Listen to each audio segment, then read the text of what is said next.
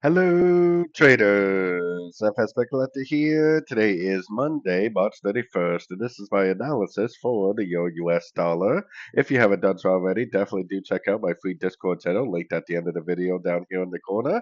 And don't forget to take a quick look at my website, fxpipcollector.com, to gain access to all these benefits listed below and more. So, anyways, the euro dollar, I do think is likely going to make another move to the downside based on the very high time frames. If we actually switch back up to the daily time frame, we do have a nice solid break of structure down. So I think that there's only two things that can really happen. Option number one is that this is going to make an ABC correction down to a Fibonacci level and then turn back up. Option number two is that maybe this really is some sort of a top, which I don't think it is, but it could be, and it just makes a complete trend reversal and goes down. I definitely think that option number one is what's going to happen, but you never really know for sure. So anyways, going down to the 1 hour time frame is where I got my Fibonacci retracement on the whole move down.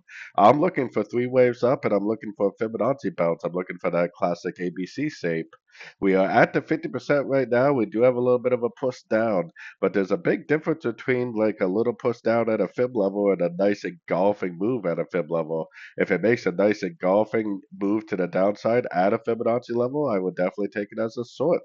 If it doesn't close with a nice engulfing move, then it's probably not a trade and it's probably going to drift up to a higher Fibonacci level. So just be patient, wait for that nice engulfing move to the downside, whether it happens now at the 50% or whether it decides to drift up to the 61%. I guess we'll just have to watch and see.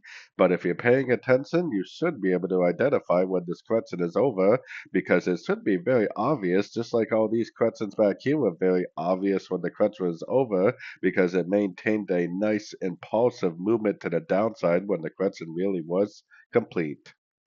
So anyways, don't forget to join my free Discord channel, and as always, thank you for watching and happy trading.